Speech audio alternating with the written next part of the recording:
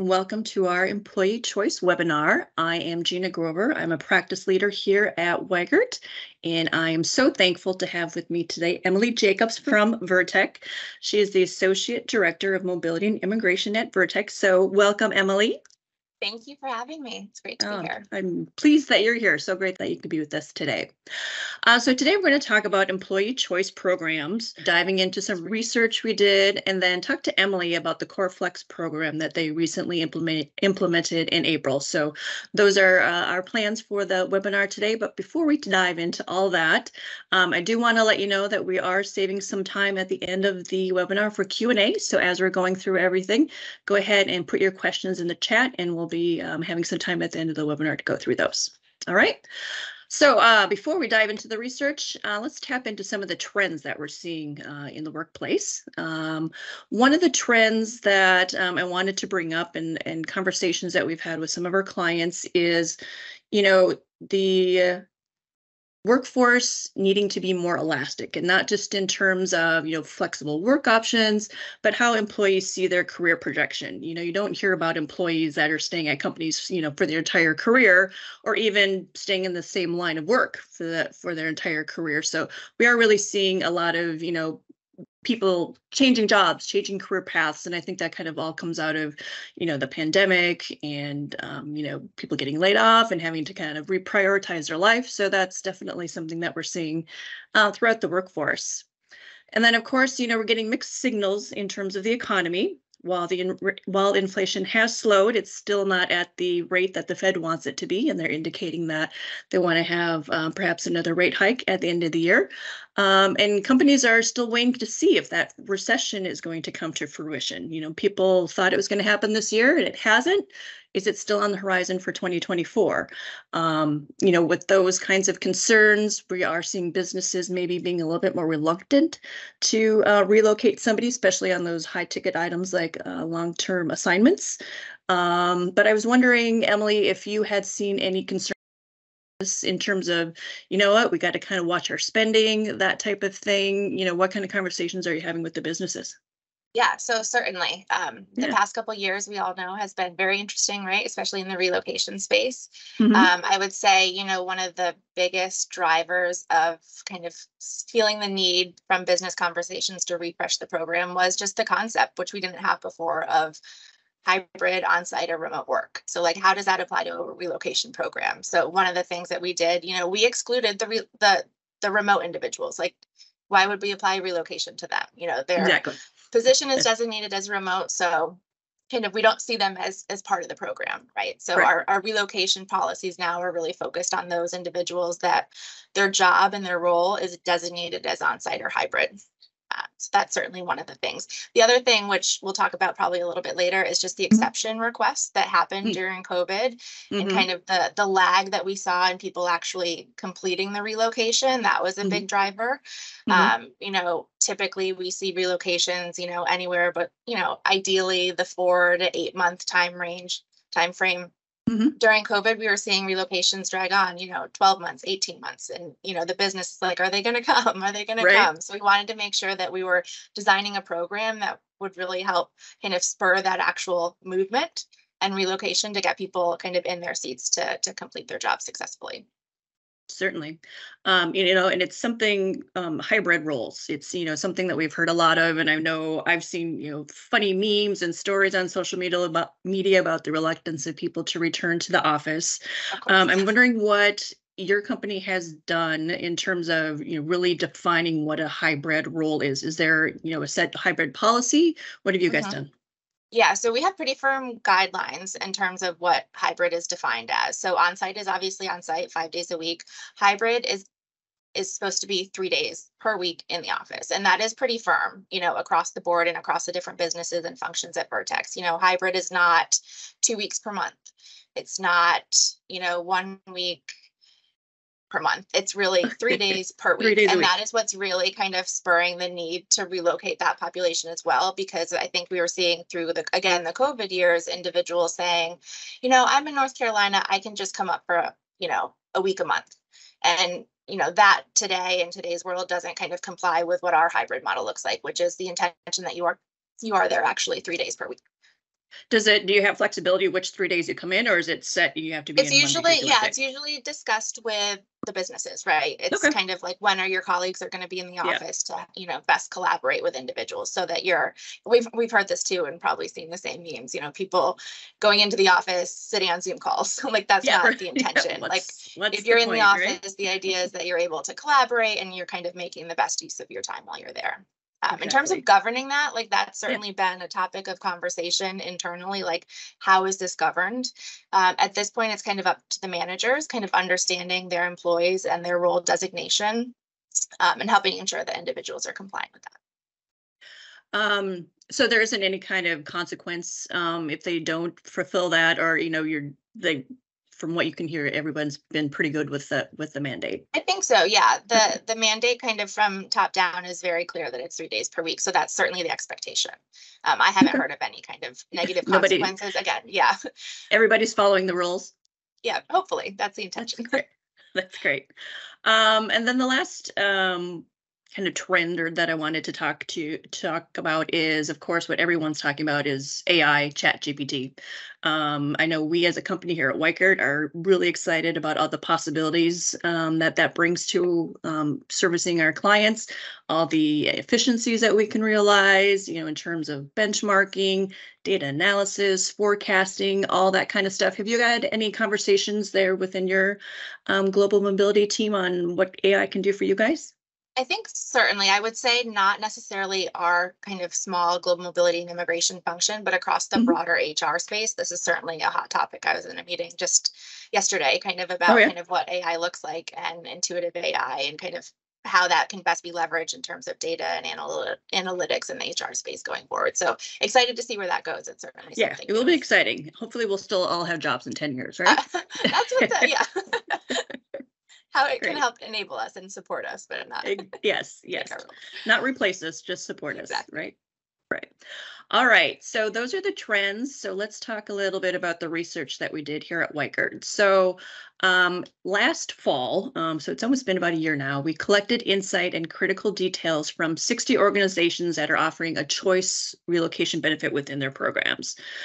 We did that because we wanted to dig deeper into, the experience of the people who are early adapters of choice programs, to learn how they are structuring their models, and if there's anything that they would do differently next time.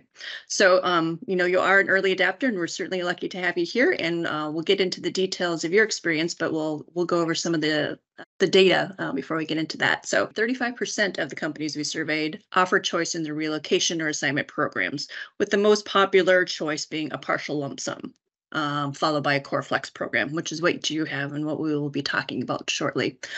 We also did a quick pulse survey on LinkedIn just like a month ago, just to see, is there any movement in those numbers? And we did see an increase in the number of companies that are offering a core choice, with 50% of those participants offering a core choice program, followed by a partial lump sum at just 19% of those companies. So, obviously it's not the same companies that we were asking back in last fall, but it was interesting to see that half of the companies that replied to our LinkedIn quick little pulse survey were saying that they're doing core flex. So I think those early adapters have been influential when other companies, kind of jumping on the bandwagon, if you will. So a more demographically diverse mobile workforce demands greater flexibility of your mobility program. And I'm sure that's was a big 100%. consideration for you as you're putting together your core flex program. There are several reasons why companies choose a choice program, but the overall objective from those companies that we surveyed was, they really want to support the various demographics while still being agile. I think something we learned from the pandemic was, the need to be Exactly. agile and kind of pivot on a Yep. dime. So, I think maybe core choice kind of came out of that whole experience. And then there's always, of course, controlling costs and providing a digital experience for those relocating employees as well. Speaking of the employee experience, 41% of the companies that we did survey last fall said that the employee experience was the reason why they implemented a choice program. They want employees to have an experience that is going to meet their unique situation, while still being supported throughout the relocation or assignment. So they knew they didn't want to just give them a lump sum of money, right? And go, we'll see you in the office in 3 weeks. They still wanted them to be supported, but they wanted to give them a unique experience that is unique to their, situation. Everybody's, no two moves are the same, right? So that's Exactly. where I say that all the time. And I think a small point on that is that, yeah, without the core flex, the exception ask, right, yep. is always higher. So I mean, we joke that we wear a sheriff badge and we say no, we're kind of governing the exceptions. And when you have Hmm. the concept of flexibility and choice in your benefits, that inherently we've seen at least kind of decreases the exception ask, and you're not having to say no all the time. It makes it for more positive employee experience, just not hearing no all the time. Yeah, you don't always have to be the bad guy, right? And saying, Exactly. I understand, your situation, but unfortunately I have to say no, just because Of of, course. Because of costs precedent and and like that was, yeah, and costs certainly, and just kind of making sure that it was an equitable playing field. We kind of were pretty firm with our exceptions. So having individuals be able to choose their benefits inherently reduces the exception ask. And I think it mhm. makes it for a more, positive experience on the employees end, just not hearing no all the time, kind of they have a Exactly. say And in then, what their relocation looks like. yeah, they do talk to each other, so Yep, it's, you don't want them, saying, "Oh, I got XYZ. Well, I only got exactly. Z," so it definitely makes a more equitable playing field for Yep. sure, for sure.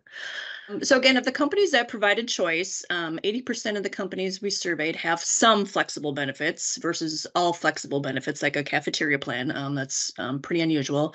Managers typically establish the amount of flexible benefits first, which is a nod to greater cost control. They're doing that, of course, at the business level. And then 88% of companies allow employees to choose from a list of eligible benefits. Again, that's letting the employees curate an experience that meets their needs.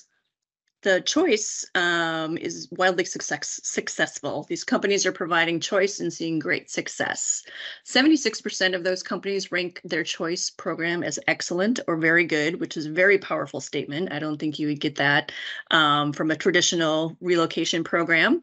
And there are actually no companies that said their program is only fair or poor. So, it's working, which is great. Great to hear, right?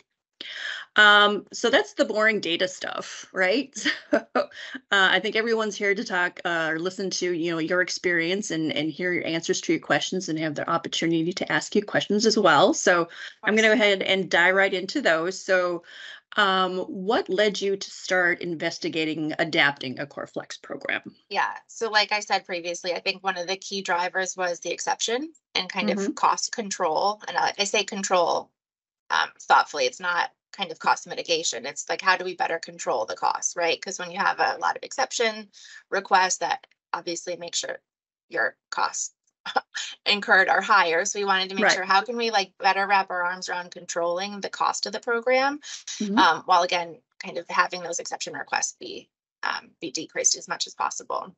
I also think during the COVID years, again, like I said before, the lag time in relocation, we saw kind of extending. And I think when individuals have the opportunity to pick which benefits best fit their facts and circumstances, that helps expedite things a bit more. So we were really excited. Our core flex offering is for kind of a tier of policies that kind of apply to a broad range of employees. So those kind of just graduating, grad school, for example, to those that are more established with families and homes. And when you have, one policy, which we did in the past, we had a pretty robust suite of domestic relocation policies that had kind of all the benefits that we all know about that are common in this space. But it didn't feel meaningful to have benefits in a policy that weren't applicable, right? Because Right. it's just kind of Hmm. like empty words, right? For an individual that doesn't have a family, they don't need a family transition allowance or whatever it may Right. be, pet Right. assistance. Right. So having individuals, our intention was that our core benefits really enable and successfully support the individual getting from point A to point B. And Hmm. then the flex are kind of those more individualized elements that would depend on family dynamics, cultural dynamics, whatever it may be to help support the relocation. And how are your exceptions? I know you just started this in April, so Yeah, it's no, not a year's worth of data, but just kind of your initial thoughts on, are you getting fewer exception requests? I would say certainly. Yep, Yeah. especially through the summer months, right? Because summer is, a Hmm. high volume of moves happen in the summer. And, I've only been at Vertex for about a year and a half, but I was here through kind of the last summer season and I was here this year. And certainly I would say that the number of people asking for kind of benefits above and beyond what's written in the policy has certainly decreased That's nice. quite Makes a your bit. job a Yeah. lot easier, right? It does. I don't have to say no all the time. Awesome.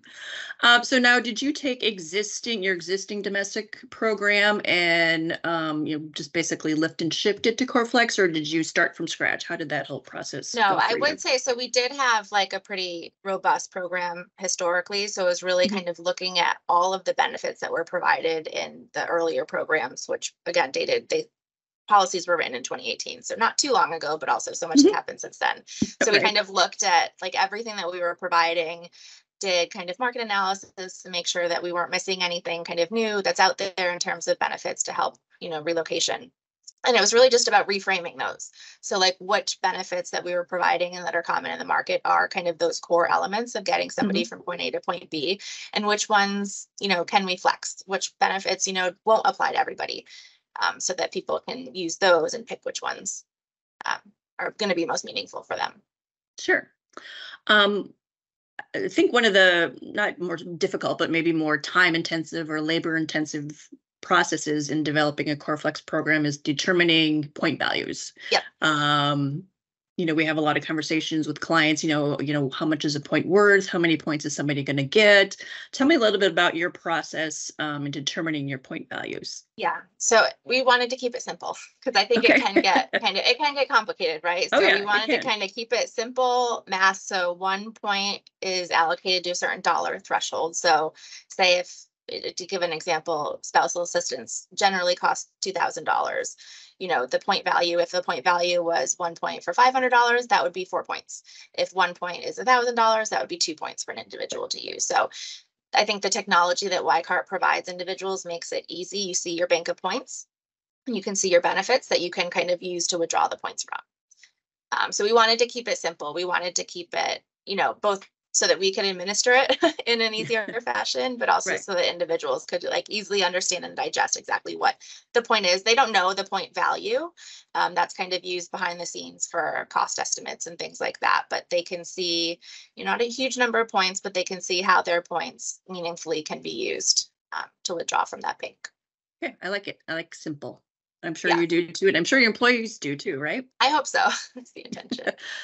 Did you do any cost modeling when you were developing your point system? We did. That was Okay. important. So we wanted Hmm. to make sure our kind of we have a centralized budget that funds new hire relocations at least. So having kind of governance and a clear understanding or way to estimate costs in this space is very important for budgeting reasons, obviously. So we wanted to make sure that kind of the new program that we were rolling out again wasn't going to be a windfall. Like it's not about cost savings, it's about Right. cost control. So I Hmm. feel more confident now in using our new policies and estimating the cost of the program than I did in the past, because again, we couldn't anticipate exception ask and things like that in the past. Um, so I would say that the cost modeling that we did do with the new program was kind of comparable to some of the older policies that we had. But again, I think comparable is okay because we're not going to have those added costs that we had in the past. Yes, the unknown factor, right? Exactly. So how did you decided, okay, we're going to do this Core Flex program. How did you present that to senior management and stakeholders there at Vertex? Yeah, it was honestly, I think a fairly easy conversation. I think it's hard for somebody to negate or kind of not defend empowering individuals to make their own decisions with regards to relocation. And that's kind of how we framed it. Mhm. I think it's more inclusive, right? Like we don't need to understand kind of family dynamics. Like that's your personal space. And we want to make sure that we're providing benefits to you that you can best use to make your move. So I think framing it there and, enabling the individuals again to make those decisions, empowering them to have more of a stake in their relocation resonated both with leadership and also kind of the TA community, for example, that's on the front lines of a lot of these Mhm. offers. Great. Um, so what information or data have you been collecting or will you be collecting, as you're starting to see those moves completed? Yeah, so we just rolled the CoreFlex kind of portfolio out in April of this year, which I Hmm. think we said earlier. So we're still Hmm. kind of seeing data come in, but I'm most excited about seeing the utilization of the flex benefits, and also kind of keeping a pulse on the market to see if there is anything that we need to add to that kind of portfolio of benefits that people can choose from to make sure that we're having kind of comprehensive choices, I guess, or options are being provided for the individuals to make the choice. So I think it'll be interesting again to see that utilization, like, temporary housing, additional or extended temporary housing is one of the flex benefits. So like how often is that? I'm assuming without seeing the data, that's probably a fairly common. I would guess, yeah, probably Yeah, thinking about your selection. exceptions, right? It's probably going to be Exactly. one Yeah. that's utilized But a lot. again, I think that that's what we would have seen in the past. It's an exception, right? Like I need more time in additional or in temporary Mhm. housing. So now an individual, again, anticipating those needs, just will pick that as one of their flex benefits.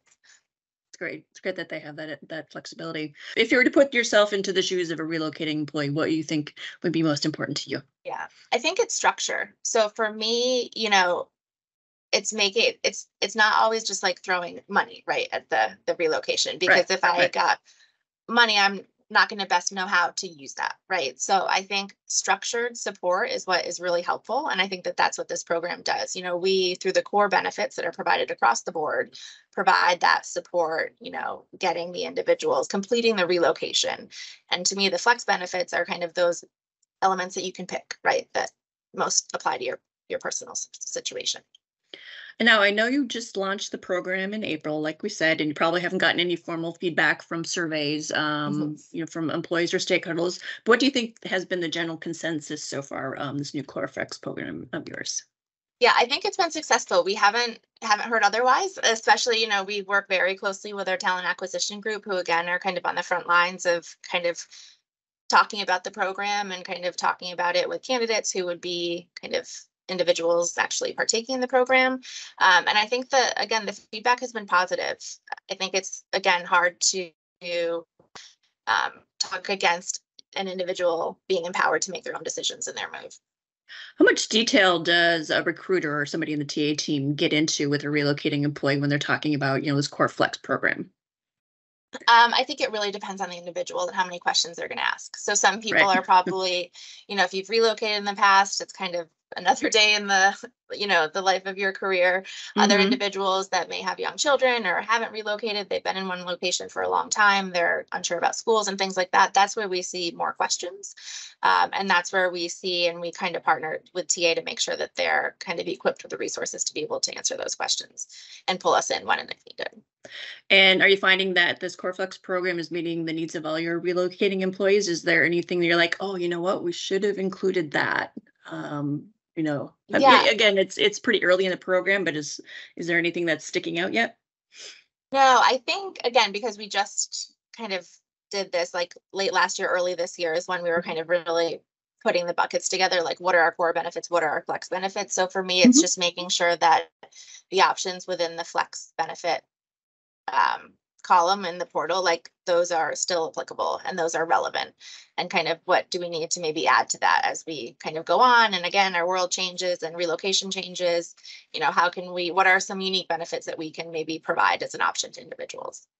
I think that's one of the great things about a CoreFlex program. If you do have to do a quick pivot, Yep. and start offering, an additional flex benefit for whatever kind of situation comes up, Yes. you're just like, okay, let's just throw this other one in there. And, it's not a whole new Yeah. policy. It's just, one additional benefit that they can choose from, Yeah. right?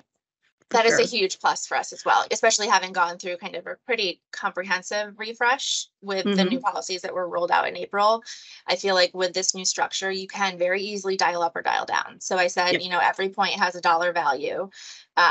We looked at the total, value of all the points and then give a percentage of that. So like Yep. 75% of all available points are kind of what your option is, or that's what you see in your bank. Right. We can dial that up or dial that down, right? Depending Right. on what happens in relocation. So much Uh-huh. as government shutdowns, interest rates. We Yeah. wanted There's to have an agile program to be able to say, this year, this segment of population, we, really need to focus on recruiting. It's been challenging to get them to move to accept a hybrid role. People are, accustomed and happy working remotely. So right. like, how do Right. we further entice, we can easily do that within the policy. Yeah. Again, by just kind of dialing up or dialing down that flex That's great. I allotment. like that. Dialing it up, dialing it down. I like that. Yeah. So, if you had one piece of advice to share with a global mobility professional who's considering a Core Flex program, what would that be? I would say give it a chance. Don't be scared of it. So I am Okay. somebody who is very comfortable with standardization and kind of precedent setting and kind of really hold firm to that, especially in a relocation program. I think you said earlier, Gina, that people talk, right? So I want to make sure that the support is equitable. So I was always in my mind throughout the past several years hearing about the concept of core flex in the market, concerned about kind of what that flex would look like and how do you offer that in a controlled manner equitably. And I think that through this point system and having gone through the program refresh myself, like I see the benefit of it's, to me, it's still standard. It's like an oxymoron. Like, how do you provide like consistency with flexibility? I think we're providing consistency in terms of like the point value that we're offering, the benefits that are available, and then the standard, and then individuals, the flexibility is them picking kind of what they want. So I would say give it a chance, look at it more holistically and thoughtfully, and at least for me, it wasn't as scary as I maybe initially thought it was several years ago. That's great advice. Great advice. So I have one last question for you. How do you incorporate your DE&I initiatives into the development of your program? Yeah, so that was huge, right? We wanted to make sure that our program was, you know, not providing benefits that work for one population and don't work for another. So I think, again, by providing that choice, it allows an individual to pick the benefits that are specific to them. You know, we're not providing, you know, if somebody, you know, single or doesn't have a family and they see all these benefits in a policy that relate to family support or housing support and you're a renter, it's kind of like, this doesn't apply to me. So like, you shouldn't, that doesn't necessarily need to be one of the benefits that's available to you. You can pick based on your needs, kind of what will, you know, best support you in your move. That's great. Well, thank you so much, Emily, for sharing your experience with us. And we will go ahead and take some questions now. And here we are, ready for some questions. Hi. We did have some great ones come in. I'm going to go ahead and jump to those questions.